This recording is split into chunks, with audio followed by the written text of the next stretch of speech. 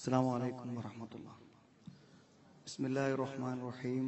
الحمد لله نحمده ونستعينه ونؤمن به ونتوكل عليه ونعوذ بالله من شرور أنفسنا ومن سيئات أعمالنا. من يهده الله فلا مضل له ومن يضلله فلا هادي له. وأشهد أن لا إله إلا الله وأشهد أن محمدا عبده ورسوله أرسله بالهدى ودين الحق ليظهره على الدين كله وكفى بالله شهيدا.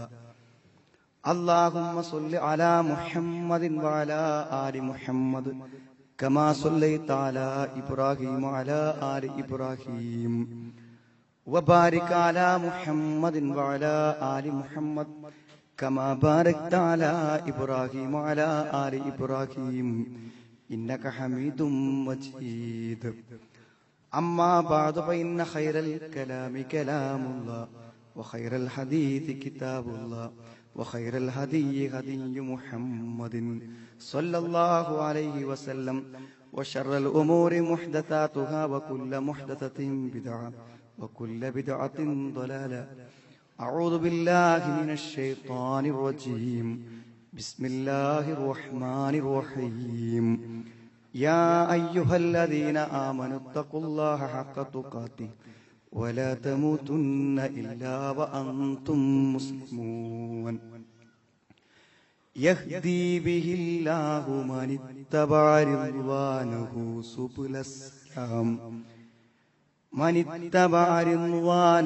سبل السلام ويخرجهم من الظلمات إلى النور بإذنه ويهديهم إلى صراط مستقيم. സ്നേഹമുള്ള സത്യവിശ്വാസികളെ, സഹോദരങ്ങളെ, സർവശക്തനായ അള്ളാഹുവിനെ സൂക്ഷിച്ച് ജീവിക്കണമെന്നും എന്നെയും നിങ്ങളെയും ഞാൻ ഓർമ്മപ്പെടുത്തുകയാണ്. സഹോദരങ്ങളെ, അള്ളാഹുവിനെ സ്മരിക്കുന്ന, നമ്മുടെ ഹൃദയങ്ങൾക്ക് സമാധാനവും ശാന്തിയും ലഭിക്കുന്ന ഇത്തരം ദീനീ പശ്ചാത്തലങ്ങളിൽ ഒരുമിച്ച് കൂടുവാൻ നമ്മുടെ നാടുകളിൽ നിന്ന് വിദൂരമായ ഇത്തരം സ്ഥലങ്ങളിൽ സാഹചര്യങ്ങൾ ഒരുങ്ങുന്നു എന്നത് നമ്മളെ ഏവരെയും സന്തോഷിപ്പിക്കുകയും കൂടുതൽ നന്ദിയുള്ളവരായി തീരാൻ നമുക്ക് പ്രേരണയും പ്രചോദനവും നൽകുകയും ചെയ്യേണ്ടതുണ്ട്. അള്ളാഹു നമ്മുടെ എല്ലാ നന്മകളെയും പൂർണ്ണ പ്രതിഫലത്തോടുകൂടെ, പൂർണ്ണ തൃപ്തിയോടുകൂടെ സ്വീകരിക്കുകയും നാളെ പരലോകത്ത് കൺകുളിർമയോടുകൂടെ കാണാൻ അവസരം പ്രദാനം ചെയ്യുകയും ചെയ്യുമാറാവട്ടെ. സഹോദരങ്ങളെ, തടസ്സങ്ങളില്ലാതെ മുന്നോട്ടു പോവാനാണ് നമ്മൾ എല്ലാവരും ആഗ്രഹിക്കുന്നത്. പക്ഷേ ഓരോ നിമിഷങ്ങളിലും, ഓരോ സാഹചര്യങ്ങളിലും നമ്മുടെ ജീവിതം തടസ്സങ്ങളിൽ അകപ്പെടുകയാണ്. എവിടെ നോക്കിയാലും ചെറിയ ചെറിയ പ്രതിസന്ധികൾ, പ്രതിബന്ധങ്ങൾ നമ്മുടെ മുമ്പിൽ പ്രത്യക്ഷപ്പെടുന്നു. ഓരോന്നിനെയും തട്ടി നീക്കി തള്ളി മാറ്റി മെല്ലെ മെല്ലെ നമ്മൾ മുന്നോട്ട് പോയിക്കൊണ്ടിരിക്കുകയാണ്. ഒരു വിശ്വാസിയായപ്പോൾ എനിക്കും നിങ്ങൾക്കും മനസ്സിലായ ഒരു യാഥാർത്ഥ്യം, ഞാൻ ഒറ്റയ്ക്ക് വിചാരിച്ചാൽ എന്റെ സാമർഥ്യം കൊണ്ടും എന്റെ അധ്വാനങ്ങളെ കൊണ്ടും മാത്രം എന്റെ തടസ്സങ്ങളെ തള്ളി നീക്കാൻ എനിക്ക് പറ്റില്ലെന്ന് നമ്മൾ ഓരോരുത്തരും തിരിച്ചറിഞ്ഞിട്ടുണ്ട്. അപാരമായ അനുഗ്രഹങ്ങളുടെ ഉടമസ്ഥനായ, നമ്മുടെ ജീവിതത്തിന്റെ സർവ്വ സാഹചര്യങ്ങളെയും എന്നെക്കാളും നിങ്ങളെക്കാളും നന്നായി അറിയുന്ന, രാത്രിയിലും പകലിലും സമയത്തും അസമയത്തും നമ്മുടെ ജീവിതത്തിൽ ഇടപെടാൻ പറ്റുന്ന ഒരു നാഥൻ നമ്മെ തൃപ്തിപ്പെട്ടില്ലെങ്കിൽ ഒരിക്കലും നമ്മുടെ ജീവിതത്തെ സുഗമമായി മുന്നോട്ട് കൊണ്ടുപോകാൻ നമുക്ക് സാധ്യമല്ല. അത് നാട്ടിൽ മാത്രമല്ല സഹോദരങ്ങളെ, ഗൾഫിൽ മാത്രമല്ല, മരണമെന്ന അനന്തമായ യാത്ര തൊട്ട് എത്രയെത്ര വഴികൾ എനിക്കും നിങ്ങൾക്കും പിന്നിടാനുണ്ട്. ഒരു പക്ഷേ നമുക്ക് പറയാം, നമ്മുടെ കാലുകളെ കൊണ്ട് നടന്ന് നമ്മുടെ പരിശ്രമങ്ങളുടെ സഹായത്തോടുകൂടെ മരണം വരെ ഒരു പരിധിവരെ നമുക്ക് സഞ്ചരിക്കാനായേക്കും. മരണം നമ്മെ മലർത്തിക്കിടത്തിയാൽ നാം നമ്മുടെ കാലുകളെ കൊണ്ടല്ലല്ലോ നടക്കുന്നത്. ഇതിനേക്കാളും വേഗതയിൽ, ഇതിനേക്കാളും ശക്തിയിൽ നാം സഞ്ചരിക്കുകയാണ്. ചിറകുകളില്ലാതെ, വാഹനങ്ങളില്ലാതെ ആകാശത്തേക്ക് തിരിക്കുമത്രേ.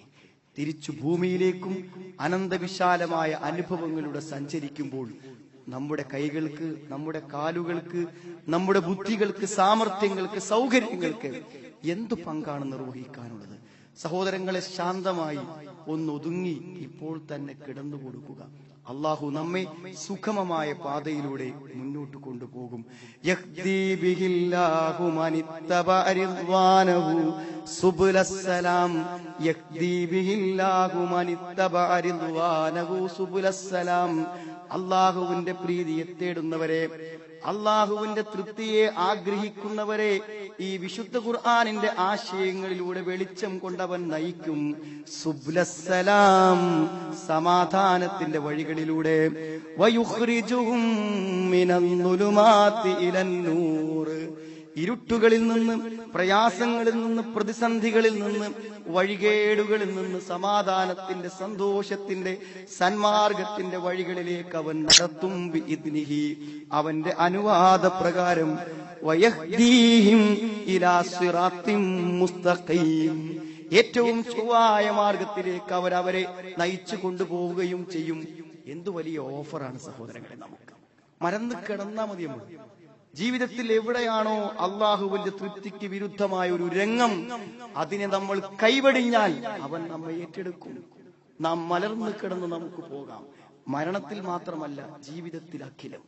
എന്തൊക്കെ കുതന്ത്രങ്ങൾ, എന്തൊക്കെ സാമർഥ്യങ്ങൾ, എന്തൊക്കെ നിയമലംഘനങ്ങൾ നടത്തി ജീവിതത്തെ സമൃദ്ധമാക്കാൻ ശ്രമിച്ചവരുണ്ട് സഹോദരങ്ങളെ ഇവിടെ. അവരെല്ലാം അവിടെ കുതന്ത്രങ്ങൾക്ക് മുന്നിൽ അടിയറവ് പറഞ്ഞില്ലേ? ഇവിടെ ആരെയാണ് തോൽപ്പിക്കുന്നത് നാം? ഒരു നിയമലംഘനത്തിലൂടെ ആരെ നമുക്ക് തോൽപ്പിക്കാൻ പറ്റും സഹോദരങ്ങളെ? എല്ലാ രഹസ്യങ്ങൾക്കും സാക്ഷിയായ അള്ളാഹുവിനെ തോൽപ്പിക്കാൻ പറ്റുമോ നമുക്ക്? പറ്റില്ലെന്ന് നമ്മൾ തിരിച്ചറിഞ്ഞില്ലേ? ഒരു കുഞ്ഞു മനസ്സിലുണ്ടാവേണ്ട വിചാരമല്ലേ അത്? യാ ബുനയ്യ ഇന്നഹാ ഇൻ തകും മിസ്കാല ഹബ്ബത്തിൻ മിൻ ഖർദലിൻ ഫതകും ഫീ സഖറത്തിൻ ഔ ഫിസ് സമാവാതി ഔ ഫിൽ അർളി യഅതി ബികല്ലാ ഇന്നല്ലാഹ ലത്തീഫുൻ ഖബീർ. ഏ കുഞ്ഞു മകനെ, ആ കാര്യം എത്ര ചെറുതാവട്ടെ, വെട്ടിപ്പൊളിച്ചെടുക്കാൻ പറ്റാത്ത പാറകൾക്കുള്ളിലാവട്ടെ, വിശാലമായ പരിധികൾ നിശ്ചയിക്കാൻ പറ്റാത്ത ആകാശത്തിലാകട്ടെ, അല്ലാഹു അതിനെ കൊണ്ടുവരും. ഇന്നല്ലാഹ ലത്തീഫുൻ ഖബീർ, സൂക്ഷ്മജ്ഞാനിയും എല്ലാ കാര്യങ്ങളെയും കുറിച്ചറിയുന്ന നിഗൂഢജ്ഞാനിയാണ് അവൻ. അവനെ പറ്റിക്കാൻ പറ്റൂ സഹോദരങ്ങൾ? അതിരുകളും നിയമങ്ങളും ലംഘിച്ച് നമുക്ക് എത്ര മുന്നോട്ട് പോകാൻ പറ്റും? രഹസ്യങ്ങളെയാണ് അവൻ അറിയുന്നത്. അതുകൊണ്ട് സത്യത്തിൽ കീഴൊതുങ്ങുക മാത്രമേ നിവൃത്തിയുള്ളൂ.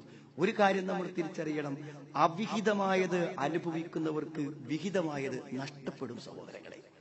നമ്മുടെ ആരുടെയെങ്കിലും മനസ്സിൽ ഒരന്യ സ്ത്രീക്ക് സ്ഥാനമുണ്ടോ എങ്കിൽ നമ്മുടെ ഭാര്യയോടൊപ്പം സമാധാനകരമായ ഒരു ജീവിതം സാധ്യമല്ല.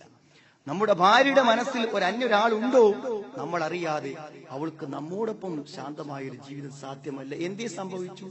അവിഹിതമായത് അന്വേഷിക്കുമ്പോൾ വിഹിതമായത് നഷ്ടപ്പെട്ടു പോകും. സഹോദരങ്ങളെ, ഇത് അതിൽ രംഗത്ത് മാത്രമല്ല. നമുക്കൊക്കെ ജീവിക്കാൻ ആവശ്യമായ പണം കയ്യിലുള്ളവരാണ് പലരും. പക്ഷേ അതിലൊക്കെ അവിഹിതമായത് കൂടിക്കലർന്നപ്പോൾ നല്ലൊരു ഭക്ഷണം കഴിക്കാൻ പോലുമുള്ള ഭാഗ്യം നഷ്ടപ്പെട്ടു പോയവരുണ്ട് ഇവിടെ. സമൃദ്ധമായി മക്കളെ പോറ്റാൻ സൗകര്യമുണ്ടായിട്ടും അത് അനുഭവിക്കാൻ കഴിയാത്ത ആളുകളുണ്ട് ഇവിടെ. സഹോദരങ്ങളെ, ഈ ആശയം എത്ര കൃത്യതയോടുകൂടെയാണ് വിശുദ്ധ ഖുർആൻ നമുക്ക് പകർന്നു നൽകുന്നത്. അതുകൊണ്ട് നമ്മൾ ഓരോരുത്തരും ചിന്തിക്കേണ്ടത്, ഒരു ശരിയായ മാർഗത്തിലൂടെ മുന്നോട്ട് പോകാൻ ഏറ്റവും പ്രധാനം, ഏറ്റവും ഒന്നാമത് വേണ്ടത് അള്ളാഹുവിന്റെ തൃപ്തിയാണ്. സഹോദരങ്ങളെ, നമുക്ക് എന്താണ് ഒരു തടസ്സമുള്ളത്? ചിന്തിച്ചു നോക്കൂ നിങ്ങൾ. വളരെ അടുത്താണ് ഞാനും നിങ്ങളും ഉള്ളത്. നമ്മളെ സംബന്ധിച്ചിടത്തോളം നാം വിശ്വസിക്കുന്ന ഈ ആദർശം സത്യമാണെന്നതിൽ നമുക്കൊരു സന്ദേഹവുമില്ല.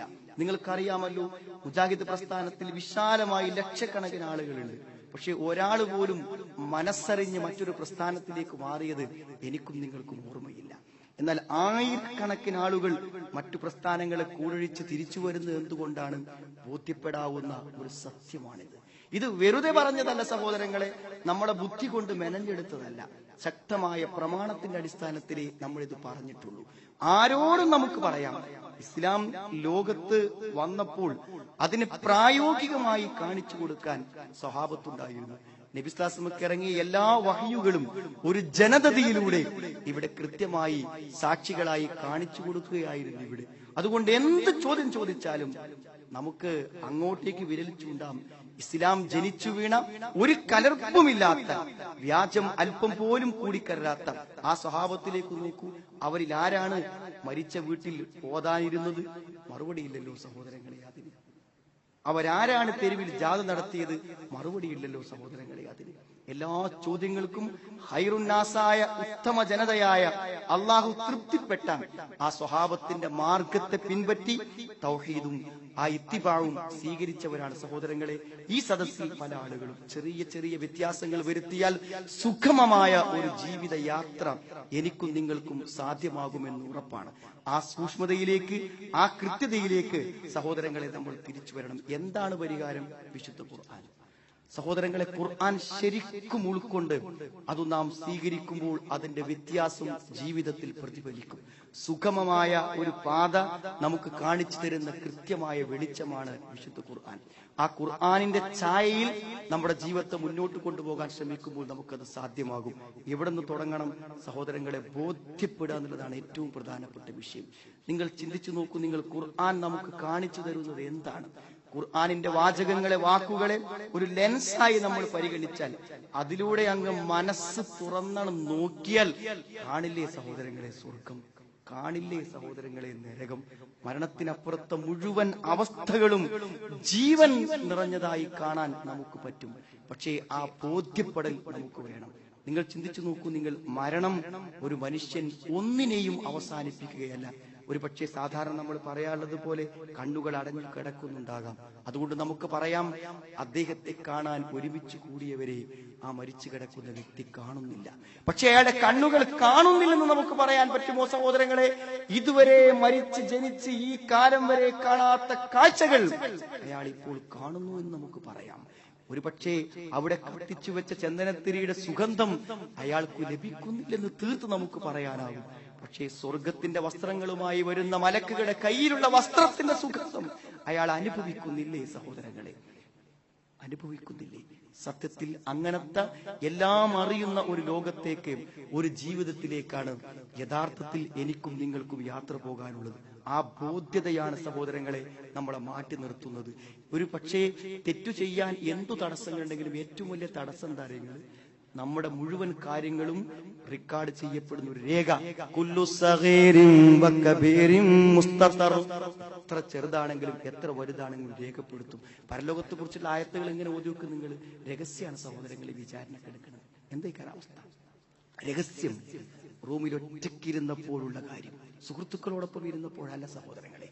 ആരും അറിയാത്തൊരു വാഹനത്തിൽ, എല്ലാവരും അപരിചിതരായ വാഹനത്തിൽ നാം ഒറ്റയ്ക്ക് സഞ്ചരിച്ച യാത്ര, പരിചയക്കാരോട് ആരോടുമല്ലാത്ത തികച്ചും അപരിചിതനായ വ്യക്തിയോട് ഇടപാട് നടത്തിയപ്പോഴുള്ള കൃത്രിമത്വം, അതല്ലേ നാളെ പരലോകത്ത് ചോദിക്കുന്നത്?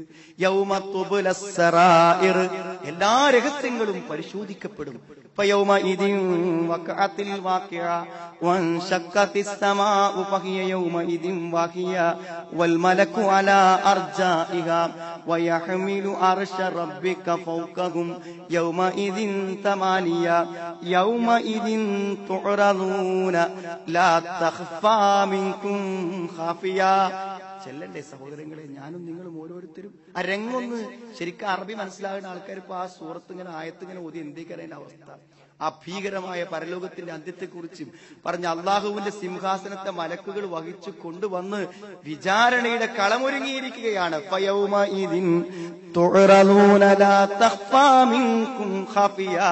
ഒന്നും രഹസ്യമായി കിടക്കാത്ത ഒരു ലോകമാണ് സഹോദരങ്ങളെ. എല്ലാ രഹസ്യങ്ങളും അനാവരണം ചെയ്യപ്പെടുന്ന ഒരു രംഗത്തിൽ നാം നിൽക്കേണ്ടതില്ലേ സഹോദരങ്ങളെ? ആ ബോധ്യം നമ്മുടെ മനസ്സിലേക്ക് കിടക്കുമ്പോൾ സ്വാഭാവികമായും നമ്മൾ വിശുദ്ധരാകും. ഞാൻ നേരത്തെ പറഞ്ഞ മാതിരി എല്ലാ തിന്മകളിൽ നിന്നും മാറി നിന്ന് നമുക്ക് മുന്നോട്ട് പോകാനാകും. സഹോദരങ്ങളെ, മറ്റൊരു വികാരം എന്താണ്? എനിക്കും നിങ്ങൾക്കും എല്ലാവർക്കും അറിയാം. ഒരിക്കലും നമുക്ക് ചിന്തിക്കാനും വിചാരിക്കാനും പറ്റാത്തതാണ് സഹോദരങ്ങളെ നമ്മുടെ കൺമുമ്പിൽ കണ്ടുകൊണ്ടിരിക്കുന്നത്. എന്തു നിയന്ത്രണമാണ് എനിക്കും നിങ്ങൾക്കും നമ്മുടെ ജീവിതത്തിലുള്ളത്? നമ്മുടെ മക്കളുടെ കാര്യത്തിൽ, നമ്മുടെ കുടുംബത്തിന്റെ കാര്യത്തിൽ എല്ലാം ആകസ്മികമായ വാർത്തകൾ. പ്രത്യേകിച്ച് ഫോണിലൊരു മെസ്സേജ് വരുമ്പോൾ, ഫോണൊന്ന് റിങ് ചെയ്യുമ്പോൾ നാട്ടിലത്തെ നമ്പർ ആണെങ്കിൽ ഒന്ന് എടുത്തു നോക്കിയാൽ എന്തൊക്കെ ദുരന്തങ്ങളാണ്. നാം തിരിച്ചു വന്ന് 1 വർഷം കഴിഞ്ഞ് തിരിച്ചു ചെല്ലുമ്പോഴേക്കും എന്തൊക്കെ ചിത്രങ്ങളും എന്തൊക്കെ സംഭവങ്ങളുമാണ് നമ്മുടെ മുമ്പിൽ തെളിയുന്നത്. ഒരു പക്ഷേ നിങ്ങൾക്ക് ആ യാത്രയുടെ പ്രാർത്ഥന ഓർമ്മയുണ്ടായിരിക്കും. അല്ലാഹുമ്മ ഇന്നി അഊദു ബിക മിൻ വഅസാഇസ് സഫർ വകആബത്തിൽ മൻദർ വസ്സൂഇൽ മുൻകലബി ഫിൽ മാലി വൽ അഹ്ൽ. എന്താണ് ആ പ്രാർത്ഥനയ്ക്ക് സഹോദരങ്ങളെ? തിരിച്ചു ചെല്ലുമ്പോൾ പടച്ചോനെ കാണിച്ചു തരുതെന്ന്, കാണാൻ പറ്റാത്ത ദുരന്ത കാഴ്ചകൾ കാണാൻ എനിക്കൊരു തിരിച്ചുപോക്ക് ഉണ്ടാക്കരുത് എന്നാണ്. കാണൂലേ സഹോദരങ്ങളെ? അതൊക്കെ നമുക്ക് ആരെയാണ് ഏൽപ്പിക്കാൻ പറ്റുക? ഒരു സംശയമല്ല. ആരാണ് നമ്മുടെ കുട്ടികളെ നോക്കുന്നത് സഹോദരങ്ങളെ? ആരാണ് നമ്മുടെ ഭാര്യമാർക്ക് കാവൽ? ആരാണ് നമ്മുടെ വയസ്സായ മാതാപിതാക്കൾക്ക് കാവൽ? നാം ഫ്ലൈറ്റിലിരുന്ന് പറഞ്ഞു, അൻതസ്സാഹിബു ഫിസ്സഫർ, യാത്രയിൽ നീയുണ്ട് റബ്ബേ എന്റെ കൂടെ. അപരിചിതമായ നാട്ടിൽ എന്റെ കൂടെ നീയുണ്ട്, എനിക്കെന്ത് ഭയപ്പെടാൻ? വൽ ഖലീഫത്തു ഫിൽ അഹ്ൽ, എന്റെ വീട്ടിൽ നീയാണ് എനിക്ക് ഖലീഫ. നിന്നെയാണ് ഞാൻ എന്റെ മക്കളെയും കുടുംബങ്ങളെയും മാതാപിതാക്കളെയും ഏൽപ്പിച്ചത്. സഹോദരങ്ങളെ, ആ റബ്ബ്, ആ രക്ഷിതാവ്, ആ പരമകാരുണ്യകൻ നമ്മുടെ ജീവിതത്തിൽ അനുകൂലമായി ഇടപെടാൻ എന്താണ് മാർഗം? അവനെ തൃപ്തിപ്പെടുത്തണം. ആര് പിണങ്ങിയാലും സഹോദരങ്ങളെ അള്ളാഹു പിണങ്ങരുതേ എന്ന് നമ്മൾ ആഗ്രഹിക്കണം. നാട്ടിലുള്ളവർ മുഴുവൻ പറഞ്ഞു, നീ മരിച്ചാൽ ആ വീട്ടിലേക്ക് ഞങ്ങൾ കേറൂല. എന്ന് കേറണ്ട സഹോദരങ്ങളെ. മരിച്ചു കിടക്കുന്ന നമ്മുടെ ആത്മാവിനെ മലക്കുകൾ വന്ന് പിടിക്കുമ്പോൾ സംതൃപ്തിയോടുകൂടെ അല്ലാഹു നമ്മളെ സ്വീകരിക്കുന്നുവെങ്കിൽ ആര് കൈയൊഴിച്ചാൽ നമുക്കെന്ത്? ഒന്നുമില്ലല്ലോ. ഒരു വേളയിലും ആ അള്ളാഹുവിന്റെ തൃപ്തിക്ക് വിരുദ്ധമായി നമ്മളൊന്നും ചെയ്യരുത്. പക്ഷേ സഹോദരങ്ങളെ, നഷ്ടക്കാരാണ് നമ്മളിൽ പല ആളുകളും. നമുക്ക് വേണ്ടിയല്ല നമ്മൾ അള്ളാഹുവിനെ പിണക്കിയത്. നമുക്ക് വേണ്ടിയല്ല നാം അള്ളാഹുവിനെ പിണക്കിയത്, നമ്മുടെ മക്കൾക്ക് വേണ്ടി. സഹോദരങ്ങളെ, അള്ളാഹുവിനെ പോലും പിണക്കി നാം ഏറ്റെടുത്ത മക്കൾ നമുക്ക് ഉപകാരപ്പെടുമോ? അവരേറ്റെടുക്കുമോ നമ്മെ? അറിയില്ല. നമുക്ക് നമ്മുടെ പ്രിയപ്പെട്ട ഭാര്യയ്ക്ക് വേണ്ടിയാണ് നാം പിണക്കിയത്. തൽക്കാലം അള്ളാഹുവിന് ഇഷ്ടമില്ലാത്ത കാര്യത്തിൽ അവൾക്കൊരു അനുവാദം നാം കൊടുത്തു. ആർക്കു വേണ്ടി? ഉണ്ടാകൂ സഹോദരങ്ങളെ. ആ അള്ളാഹുവിന്റെ തൃപ്തി ഏറ്റവും പ്രധാനപ്പെട്ട കാര്യമാണ്. അതുണ്ടെങ്കിൽ അവൻ അനുകൂലമായി നമ്മുടെ ജീവിതത്തിൽ ഇടപെടും. എല്ലാ രഹസ്യങ്ങളെയും വിചാരണ ചെയ്യപ്പെടുന്ന ഒരു പരലോകത്തെ കുറിച്ചുള്ള ബോധം യഥാർത്ഥത്തിൽ നമ്മുടെ ജീവിതത്തിന്റെ സുഖമായ രംഗത്തിന് വഴിയൊരുക്കും. സഹോദരങ്ങളെ, ഓരോ മേഖലകളെയും എടുത്ത് പരിശോധിച്ച് നോക്കൂ നിങ്ങൾ. അവിടെയൊക്കെ ചെറിയ ചെറിയ ചില മാറ്റങ്ങളെ നമ്മൾ വരുത്തേണ്ടതുള്ളൂ സുഖമായി മുന്നോട്ട് പോകാൻ. ഏറ്റവും ഒന്ന് നമ്മുടെ വ്യക്തി ജീവിതമാണ്. നമ്മുടെ സ്വന്തം ഓരോരുത്തരുടെയും വ്യക്തി ജീവിതം നമ്മൾ ഓരോരുത്തരും മനസ്സിലാക്കേണ്ടത് സഹോദരങ്ങളെ, ചെറിയ ചെറിയ വഴികളുണ്ട്. അതിലൂടെ എങ്ങാനും നമ്മൾ കയറിയാൽ കുറച്ച് ചെന്നാൽ അത് അവസാനിക്കും. എന്നാൽ വലിയ വിശാലമായൊരു പാത നീണ്ടു കിടക്കുന്നു. ഞാൻ പറഞ്ഞത് ചെറിയ ലക്ഷ്യങ്ങളുണ്ട് ജീവിതത്തിൽ. ആ ലക്ഷ്യങ്ങളൊക്കെ വേണ്ടി വരും. ഒരു വീട് വേണം, അതാ ലക്ഷ്യം. അങ്ങനെ ഉണ്ട് ചില ആൾക്കാർ. ഒരു തറട്ടിട്ട് കയറിയതാണ്, അത് പൂർത്തിയാക്കലാണ് ലക്ഷ്യം. ആവാം. നമ്മുടെ മക്കളുടെ ഭാവി വിദ്യാഭ്യാസമാകാം ലക്ഷ്യം, ഒക്കെ ആവാം. പക്ഷെ സഹോദരങ്ങളെ, ആ ലക്ഷ്യങ്ങളൊക്കെ ചെറിയ ലക്ഷ്യങ്ങളാണ്. പൂർത്തീകരിക്കപ്പെടാം, പൂർത്തീകരിക്കപ്പെടാതിരിക്കാം. എന്നാൽ വലിയൊരു ലക്ഷ്യമുണ്ട്. വീടുകേറ്റി മക്കളോടൊത്ത് ജീവിച്ച് നാം ചെന്നുപെടേണ്ട വിശാലമായ ഒരു ലോകം. ആ ലോകത്തേക്കുള്ള യാത്രയിൽ നാം ഒറ്റക്കാണ്. അതുകൊണ്ട് കൂടെ ആരുണ്ടെങ്കിലും നാം നമ്മെ മറക്കാതെ മുന്നോട്ട് പോകണം. മക്കളുണ്ടായിക്കോട്ടെ, പക്ഷെ മക്കളെ കൂടെ വരുമ്പോൾ നാം നമ്മെ മറക്കരുത്. ഒറ്റയ്ക്ക് ഞാനും നിങ്ങളും ഓരോരുത്തരും എത്തിപ്പെടേണ്ട ഒരു ലോകമുണ്ടല്ലോ, സിറാത്ത്. മനസ്സിലൊന്ന് കണ്ടു നോക്കൂ നിങ്ങൾ. തികഞ്ഞ ഏകാന്തത. ഖബർ തികഞ്ഞ ഏകാന്തത. പരലോകത്തെ ഇരുട്ടറയിൽ നമ്മുടെ പ്രവർത്തനങ്ങളുടെ വെളിച്ചം മാത്രം. കൂട്ടുകാരോടൊത്ത് ഒന്നിച്ചു സഞ്ചരിച്ചവർ ഏകാന്തമായി തീർന്നൊരു നിമിഷം. അതുകൊണ്ട് നാം നമ്മുടെ വ്യക്തി എന്ന നിലയ്ക്ക് നാം നമ്മെ ആർക്കും പണയം വെക്കാതെ നാം നമ്മുടെ കാര്യം ഏറ്റെടുത്ത് മുന്നോട്ട് പോകണം. സുഹൃത്തുക്കളെ, നിങ്ങൾ ആലോചിക്കുന്നത്, റൂമിലുള്ള സുഹൃത്തിന് വേണ്ടി സ്വന്തത്തെ നഷ്ടപ്പെടുത്തി എത്ര ആൾക്കാരുണ്ട് നിങ്ങൾ. ഒരു നിമിഷത്തെ അവന്റെ ഒരു താല്പര്യത്തിന് വേണ്ടി, ഒരു കമ്പനിക്ക് വേണ്ടി, ഒരു സൗഹാർദ്ദത്തിന് വേണ്ടി, ഒരു പിണക്കം ഒഴിവാക്കാൻ വേണ്ടി വലിയ തിന്മകളെ ജീവിതത്തിൽ ഏറ്റെടുത്തവരുണ്ട്. അവിടെ നാം നമ്മെ മറന്നിരിക്കുകയാണ്. ഒരു രംഗത്തും നാം നമ്മെ മറക്കാതിരിക്കുക. നമ്മുടെ വ്യക്തി ജീവിതം ഏത് സമയത്തും വിശുദ്ധമാവുക. സഹോദരങ്ങളെ, അത് വളരെ പ്രധാനപ്പെട്ട കാര്യമാണ്. രണ്ടാമത്തത് നമ്മുടെ കുടുംബമാണ്. സഹോദരങ്ങളെ, കുടുംബം വളരെ വലുതാണ്, വളരെ പ്രധാനപ്പെട്ടതാണ്. നമ്മളെപ്പോഴും പറയാറുള്ള പോലെ എല്ലാ സന്തോഷങ്ങളും കുടുംബത്തിലാണുള്ളത്. കുടുംബമേ ഈ ജീവിതത്തിൽ നമുക്ക് അനുഭവിക്കാനുള്ളതായിട്ടുള്ളൂ. ഏതു കാര്യങ്ങൾ നമ്മൾ എടുത്തു പരിശോധിച്ചാലും അത് നമ്മുടെ കുടുംബത്തോടൊപ്പമാണ്. കുടുംബം മുഴുവൻ നേരാവണ്ട. എവിടെയെങ്കിലും ചെറിയൊരു പിഴവ് പറ്റിയാൽ ജീവിതത്തിന്റെ മുഴുവൻ സുഖവും നഷ്ടപ്പെട്ടു. മക്കൾ നല്ലവരാണ്, ഭാര്യയ്ക്ക് ചെറിയൊരു സ്വഭാവ ദൂഷ്യമുണ്ടെങ്കിൽ തീർന്നില്ലേ സഹോദരങ്ങളെ? മാതാപിതാക്കളുടെ ഇടപെടലുകളിൽ ചെറിയൊരു പ്രശ്നമുണ്ടെങ്കിൽ തീർന്നു. 5 മക്കളിൽ ഒരാൾ നമുക്കനുസരിച്ചായില്ലെങ്കിൽ തീർന്നില്ലേ ജീവിതത്തിന്റെ അവസ്ഥ? സഹോദരങ്ങളെ, ആ കുടുംബത്തെ കൂട്ടിക്കൊണ്ടുപോകാൻ നമുക്ക് പറ്റണം. ഇന്നലത്തെ ക്ലാസ്സിൽ ഞാൻ ദുബായിൽ വെച്ച് സൂചിപ്പിച്ചൊരു കാര്യം ഈ സഹോദരങ്ങൾക്ക് വേണ്ടി ഞാൻ സൂചിപ്പിക്കണം. ഒരു പക്ഷേ എന്നോട് വിയോജിക്കുന്നവരുണ്ടാകാം, എന്തിനത് പറഞ്ഞു എന്ന് ചോദിക്കുന്നവരുണ്ടാകാം. ഈ അടുത്ത സമയങ്ങളിൽ കുടുംബത്തിലെ പ്രശ്നങ്ങളുമായി വന്ന 50 വയസ്സിന് മുകളിലുള്ള പല ഗൾഫിൽ നിന്ന് വന്ന ഗൾഫ് എന്ന് പറയാവുന്ന ആളുകളുണ്ടായിരുന്നു.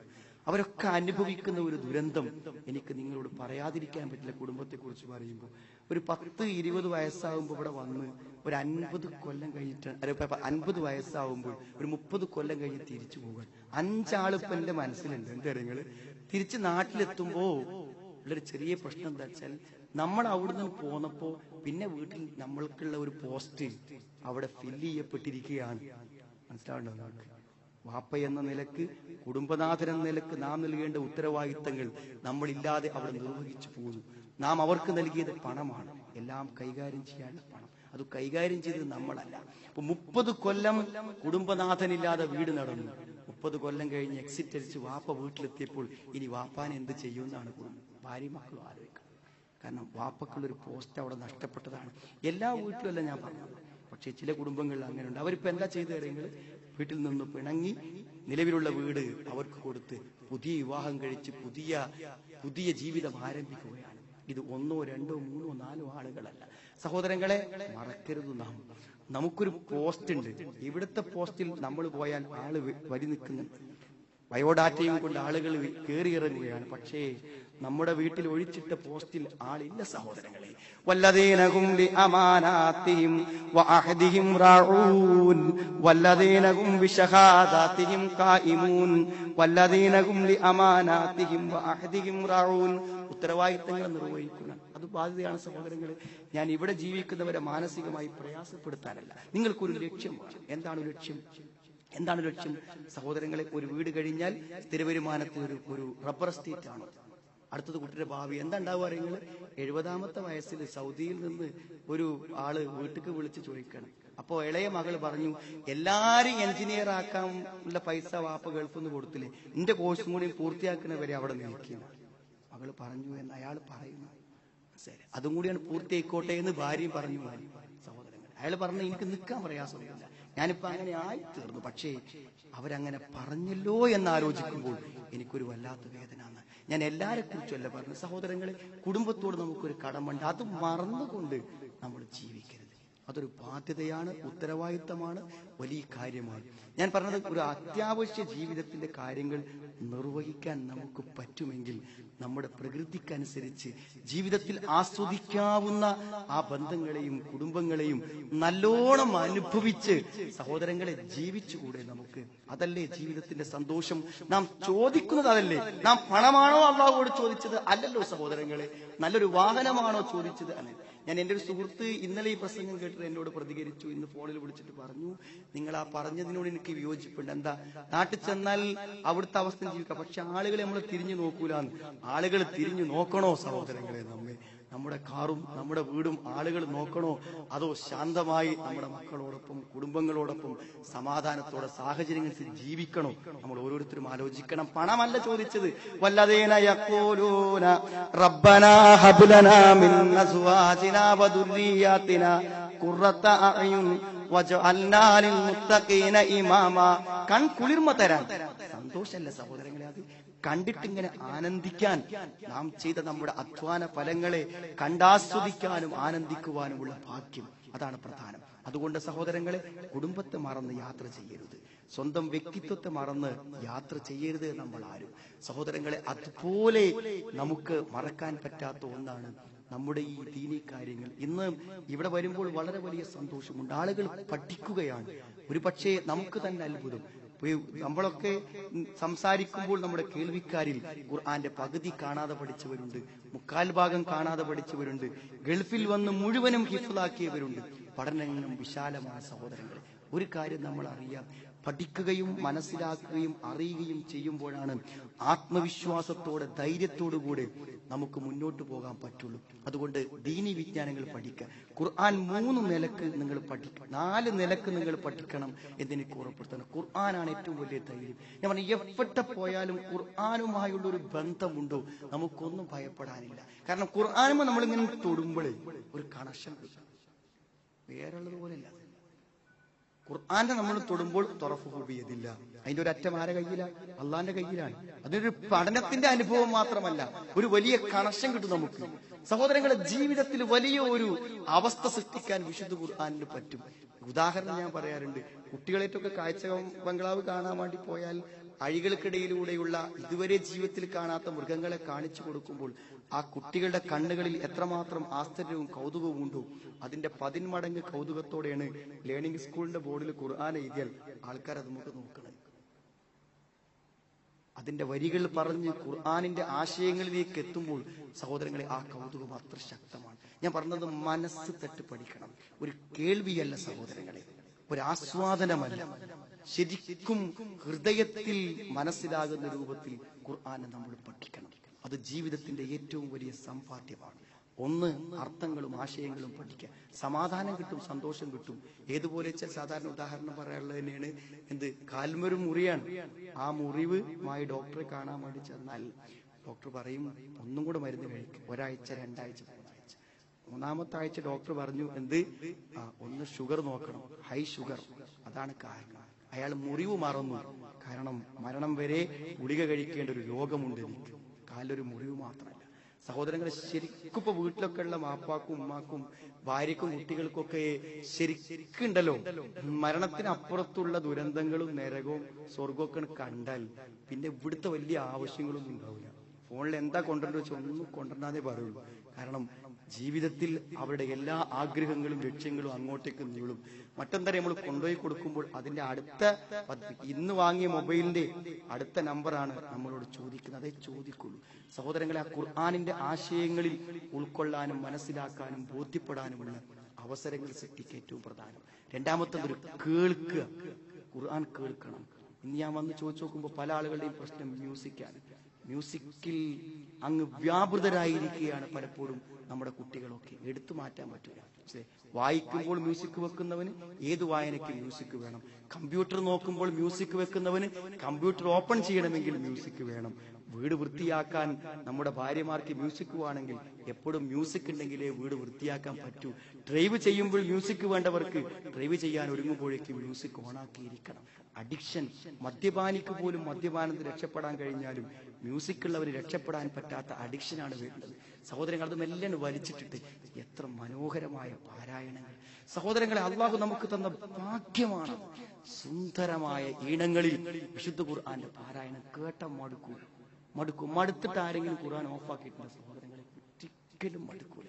ഹൃദയങ്ങളെ പിടിച്ചു കുലുക്കുന്നതാണ്. ഹറമിലൊക്കെ ഹജ്ജിന്റെ സീസൺ അടുക്കുന്ന സമയത്ത് നിറഞ്ഞ ആളുകൾ ഇങ്ങനെ നിൽക്കുമ്പോൾ കഅബയോട് ചേർന്ന് അവിടുത്തെ ഇമാമ് നിന്നിട്ട് ആ ചെറിയ സൂറത്തുകൾ മഗ്‌രിബിക്ക് ഓതുമ്പോൾ അസ്തമിക്കാൻ പോകുന്ന സൂര്യന്റെ ആ പശ്ചാത്തലത്തിൽ ലോകത്തെ ആ മഹത്തായ കഅബാലയത്തിന്റെ പരിസരത്ത് നിന്ന് ഇങ്ങനെ ആ ഓത്ത് കേൾക്കുമ്പോൾ നിസ്കാരത്തിൽ നമ്മൾ എന്തോ ആയി പോകും സഹോദരൻ. അത്ര ഹൃദ്യമാണ് ആ പാരായണം. കേൾക്കണം എന്നാണ് പറഞ്ഞത്. പണ്ടൊക്കെ എന്താ വെച്ചാൽ ആരെ വാഹനത്തിൽ, പഴയ കാലത്തൊക്കെ ഞങ്ങൾ വിസിറ്റ് ചെയ്യുമ്പോൾ ആരെ വാഹനത്തിൽ കയറിയാലും ഖുർആൻ അങ്ങനെ കേൾക്കായിരുന്നു, എപ്പോൾ റേഡിയോ കേട്ട്. ഇപ്പൊ ഒന്നും അങ്ങനത്തെ ഒരു ശ്രദ്ധ പലപ്പോഴും ഞാൻ പലരെയും ശ്രദ്ധിച്ചപ്പോൾ കാണുന്നില്ല എന്നാണ്. മറന്നു പോകുന്നുവോ നമ്മുടെ സംസ്കാരം? ഇപ്പൊ ഖുർആൻ കേൾക്കുന്നതിന് പുണ്യണ്ട്, സംശയം വേണ്ട. ശ്രദ്ധിച്ച് കേൾക്കൂ, മിണ്ടാതിരിക്കൂ എന്നാണ് നബി സല്ലല്ലാഹു അലൈഹി വസല്ലം റളിയല്ലാഹു അൻഹു ഓതാൻ വേണ്ടി പറഞ്ഞു. ആ ഓത്ത് എന്തിന് ഞാൻ ഓതണ്ട റസൂലേ, നിങ്ങൾക്ക് ഇറങ്ങിയതല്ലേ എന്ന് ചോദിച്ചപ്പോൾ ഞാൻ വേറൊരാളിൽ നിന്ന് കേൾക്കട്ടെ എന്ന്. നമുക്ക് കേട്ടൂടെ വേറൊരാളിൽ നിന്ന്? നമ്മളല്ലാത്ത ഒരാൾ ഓതട്ടെ, കേൾക്കട്ടെ. നിസ്കാരത്തിൽ ഇപ്പൊ എന്താ? ഉറക്കം ഓതുമ്പോ നമുക്ക് എന്താ സഹോദരങ്ങളെ ചെയ്യാനുള്ളത്? ഇപ്പൊ മഗ്‌രിബിക്ക് ഇമാമ് നമ്മൾ ഫാത്തിഹ കഴിഞ്ഞ് പിന്നെ ഇമാമ് സൂറത്ത് ഓതുമ്പോ കേൾക്കുകയാണ് നമ്മൾ ചെയ്യണത്. കൃത്യമായിട്ട് കേൾക്കുക. മനോഹരമാണ് ആ പാരായണങ്ങൾ. രണ്ടാമത്തത്. മൂന്നാമത്തത് ഓതണം സഹോദരങ്ങളെ. അതൊരു സംസ്കാരമാണ് ഖുർആന്റെ പാരായണം. ഒരു ദിവസം പോലും ഖുർആൻ എന്ന് കുറച്ചോതാതിരിക്കരുത്. നമ്മുടെ മനസ്സുകളെ അത് സന്തോഷിപ്പിക്കും. യാ അയ്യുഹന്നാസു ഖദ് ജാഅതുകും മൗഇലത്തും മിൻ റബ്ബിക്കും വശിഫാഉൻ ലിമാ ഫിസ്സുദൂർ. മനസ്സിനെ സന്തോഷിപ്പിക്കാനും അതിന് ശമനം നൽകാനും ഖുർആനിന് പറ്റും. നാലാമത്തെ സഹോദരങ്ങളെ ഹിഫ്ളാണ്. ഹിഫ്ള് പഠിപ്പിക്കുന്ന സ്ഥാപനങ്ങളുടെ ക്ലാസ് റൂമിൽ എഴുതി വെച്ചത് ഞാൻ വായിച്ചു. ഹദീസ് സഹിഹ് ആയിരിക്കുമെന്ന് ഞാൻ വിചാരിക്കുന്നത്. മനപ്പാടമുള്ള നമുക്ക് ആയത്തുകൾക്കനുസരിച്ചുകൊണ്ട് സ്വർഗത്തിൽ ദറജകൾ തരും. അത്രേ ദറജകൾ തരുന്നു. ഒരു ദിവസം 2 ആയത്ത് മനപ്പാടമാക്കാൻ എന്ത് പണി സഹോദരങ്ങളെ! ലേണിംഗ് ക്ലാസ്സിൽ നമുക്കെടുക്കുന്ന സൂറത്തുകൾ മനപ്പാടമാക്കാൻ എന്ത് പ്രയാസം! ഖുർആന്റെ അർത്ഥം പഠിച്ചും മനപ്പാടമാക്കിയും അത് പാരായണം ചെയ്തും കേട്ടും ജീവിക്കൂ.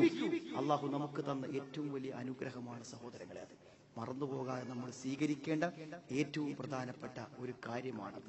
എത്ര ചെറിയ ചെറിയ കാര്യങ്ങളോട് നമുക്ക് വലിയ വലിയ നേട്ടങ്ങളെ ഉണ്ടാക്കാൻ കഴിയും എന്ന് ചിന്തിച്ചു നോക്കൂ നിങ്ങൾ.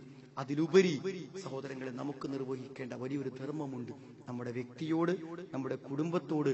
ഇതേപോലെ തന്നെ നമ്മുടെ വ്യക്തിത്വത്തെ നന്നായി കൊണ്ടുപോകാനുള്ള മാർഗം ഞാൻ നിർദ്ദേശിച്ചു. ഇതുപോലെ തന്നെയാണ് സഹോദരങ്ങളെ നമ്മുടെ സാമൂഹികമായ ജീവിതം. വളരെ പ്രധാനപ്പെട്ട കാര്യമാണ്. നിങ്ങൾ ആലോചിക്കണം, നമ്മുടെ ഏവരുടെയും ഏറ്റവും വലിയ ദൗത്യം നിലകൊള്ളുന്നത് ഈ പ്രബോധനത്തിലാണ് സഹോദരങ്ങളെ. ഞാൻ വെറുതെ പറയല്ല.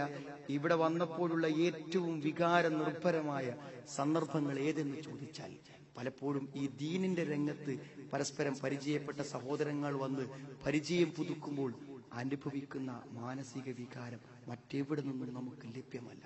ഒരു പക്ഷേ എന്റെ വല്ല സഹോദരന്മാരോ എന്റെ കുടുംബങ്ങളോ ഇവിടെ ഉണ്ടെങ്കിൽ അവരെ ഇവിടെ വെച്ച് കാണുന്നതിനേക്കാളും വലിയ നിർവൃതി ഒരു പക്ഷേ അതിന് നൽകും സഹോദരങ്ങളെ. അത്രയും വലിയ ബന്ധമാണ്. അതുകൊണ്ട് ഏറ്റവും വലിയ സമ്പാദ്യം ഏതാന്ന് വെച്ചാൽ, ഒരു മലയാള ഖുത്ബക്ക് നിങ്ങൾ പോയപ്പോ നിങ്ങൾ ഫോൺ ചെയ്ത് ആദ്യമായി ഒരു മുജാഹിദ് പള്ളിയിലെ ഒരു ഖുത്ബ നടക്കുന്ന മലയാള ഖുത്ബയുള്ള പള്ളിയിലേക്ക് കൂട്ടിക്കൊണ്ടുപോയ സുഹൃത്ത് നിങ്ങളെ എന്നും ഓർക്കുമയാണ്, എന്നും ഓർക്കും. തീർച്ച ജീവിതത്തിൽ മറക്കാനാവാത്ത ഒരു വ്യക്തിയുടെ പേര് പറയാൻ പറഞ്ഞാൽ നിങ്ങളുടെ പേര് അയാൾ പറയും. കാരണം ഏറ്റവും വലിയ അഗാധമായ തിന്മകളിൽ നിന്ന്, ഇരുട്ടിൽ നിന്ന് വഴി കാണിച്ചവനാണ് അവൻ.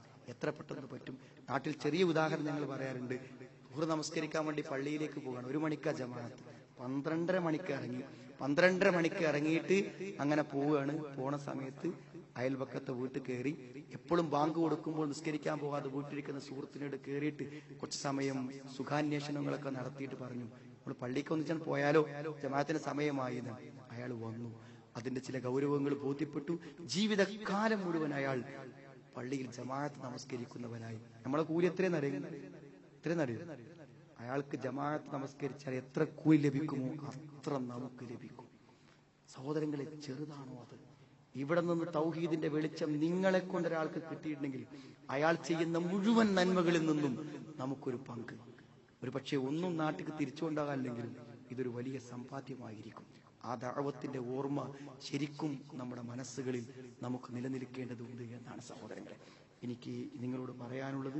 എവിടെയും ഏതു സന്ദർഭത്തിലും നമ്മുടെ മനസ്സിന്റെ സന്തോഷത്തിനും സമാധാനത്തിനും സമാധാനകരമായ ജീവിതത്തിനും അള്ളാഹു നമ്മുടെ ഏറ്റെടുത്ത് സമാധാനത്തിന്റെ വഴികളിലൂടെ കൊണ്ടു നടക്കാൻ അനിവാര്യമായ ഒന്നാണ് കടമകൾ നിർവഹിക്കുക.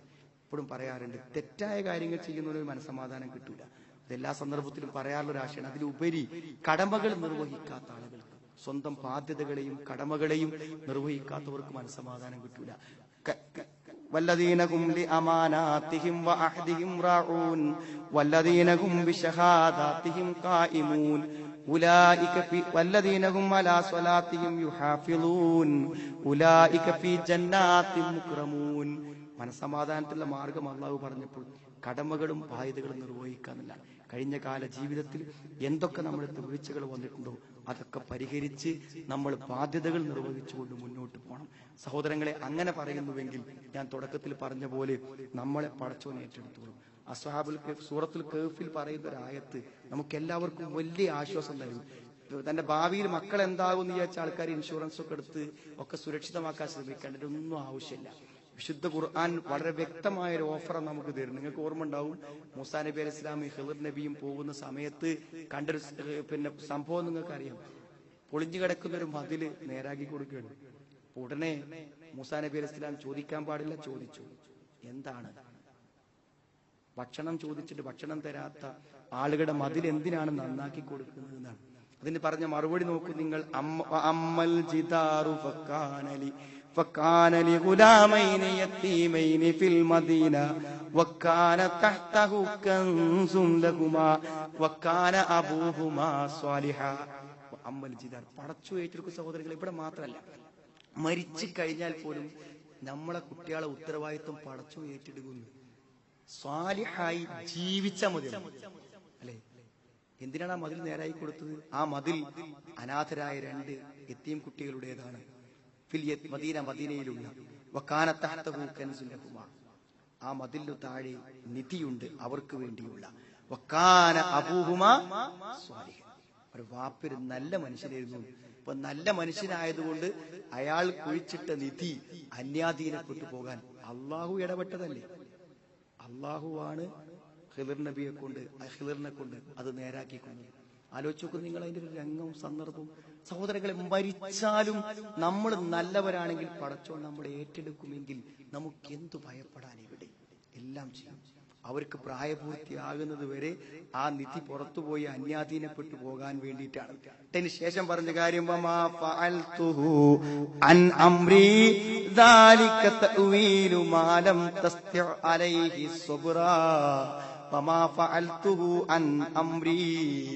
ഇതെന്റെ അഭിപ്രായ പ്രകാരം ഞാൻ ചെയ്തതല്ല. നിനക്ക് ക്ഷമിക്കാൻ കഴിയാത്ത കാര്യത്തിന്റെ വിശദീകരണം അതാണ്. പടച്ചോൻ എന്നോട് പറഞ്ഞു ആ മതിൽ നേരാക്കി കൊടുക്കാൻ, ഞാൻ നേരാക്കി കൊടുത്തു എന്നാണ്. സഹോദരങ്ങളെ, അവൻ ഏറ്റെടുക്കും, അവൻ സംരക്ഷിക്കും, അവൻ നമ്മളെ മുന്നോട്ട് കൊണ്ടുപോകും ശരിയായ പാതയിലൂടെ, ശരിയായ മാർഗത്തിലൂടെ.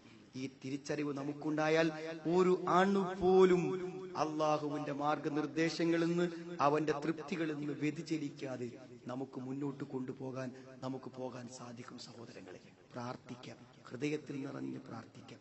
എല്ലായിടത്തും അതാണ് വേണ്ടത്. പ്രാർത്ഥനകളെ അവൻ സ്വീകരിക്കുക തന്നെ ചെയ്യും. പ്രാർത്ഥനയെക്കാളും ജീവിതത്തിൽ ആയുധമായിട്ടൊന്നില്ല സഹോദരങ്ങളെ. എല്ലാരും പറയും ഞാൻ പ്രാർത്ഥിക്കലുണ്ട്, ഇല്ലാന്നാണ് എന്റെ വസ്തുത. പ്രാർത്ഥിക്കൽ ശരിക്കും ആത്മാർത്ഥമായി, ദുനിയാവിന്റെ കാര്യമല്ല സഹോദരങ്ങൾ, അത് പറഞ്ഞോളി. പക്ഷെ പരലോകത്തിന്റെ കാര്യം ഇപ്പൊ പലപ്പോഴും നമ്മൾ ചിന്തിച്ചു നോക്കും. നിങ്ങൾ, ഞാൻ ചോദിക്കുന്നുണ്ട്, കാബന്റെ ഒക്കെ അവിടെ പോയി ഹജ്ജിനൊക്കെ പോണ സുഹൃത്തുക്കൾ അവിടെ വെച്ച് ഇത്ര കരഞ്ഞു പ്രാർത്ഥിക്കുന്നത് എന്തെന്ന് വെച്ചാൽ ഒരു കുട്ടി ഉണ്ടാകാനുള്ള കാര്യവും അല്ലെങ്കിൽ ഒരു വീട് പൂർത്തിയാകേണ്ട കാര്യമൊന്നുമല്ല. പടച്ചോനെ, കഴിഞ്ഞ കാല ജീവിതത്തിൽ സംഭവിച്ചു പോയ തെറ്റിനിക്ക് പുറത്തുകൊണ്ട ഒന്നും വേണ്ട. ഞാൻ സംഭവിച്ചു പോയ അപാകതകളെ നീ എനിക്ക് പുറത്തു തന്നാൽ മതി. ഇനി അടുത്ത ഭാവി ജീവിതത്തിൽ ഇത്തരം ഒരു വ്യതിചലനം വരാതിരിക്കാൻ എന്നെ കാത്തുരക്ഷിക്കാൻ വേണ്ടി ഉള്ള പ്രാർത്ഥന. നാട്ടിൽ നിന്ന് വരുമ്പോൾ ആൾക്കാർ വസിയത്തെയും പ്രാർത്ഥനയ്ക്ക് എന്താ പറയല്? ഈമാൻ കിട്ടി മരിക്കാൻ വേണ്ടി പറയണമെന്നല്ലേ?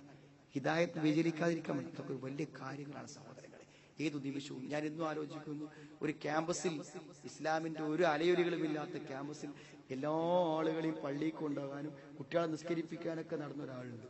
അദ്ദേഹത്തെ അന്നത്തെ കാലത്ത് ഞങ്ങൾക്ക് ഏറെ ബന്ധമുണ്ട്. ക്യാമ്പസിൽ ക്ലാസ് എടുക്കാൻ വേണ്ടി പോയാൽ അദ്ദേഹത്തിന്റെ വീട്ടിൽ നിന്ന് ഭക്ഷണം തരിക. കാരണം ആ സ്ഥാപനത്തിന്റെ തൊട്ടടുത്ത അയാളെ വീട്. ഇന്ന് അയാളോ ഒരു വക്ത് പോലും നിസ്കരിക്കില്ല. താടി സുന്ദരമായി വടിച്ചു കളഞ്ഞു അയാൾ. ഇന്ന് ഖുർആനിനെതിരെയും ദീനിനെതിരെയും ഏറ്റവും ശക്തമായി ആ ക്യാമ്പസിൽ അദ്ദേഹം സംസാരിക്കുന്നു. ഒരു നിരീശ്വരവാദിയെക്കാളും അവസ്ഥയോടുകൂടെ വലിയ പ്രശ്ന. സഹോദരങ്ങളെ, മനസ്സിന്റെ വ്യതിയാനം ഉണ്ടല്ലോ. നാം പ്രാർത്ഥിക്കണം പടച്ചവനോട്, ഈ ഹിദായത്ത് എനിക്ക് നഷ്ടപ്പെട്ടു പോകാതിരിക്കാൻ, നഷ്ടപ്പെടുത്തരുത് എന്ന് ആത്മാർത്ഥമായി പ്രാർത്ഥിക്കണം. അതോടൊപ്പം സഹോദരങ്ങളെ, എനിക്ക് അവസാനിപ്പിക്കുകയാണ് പറയാനുള്ളത്.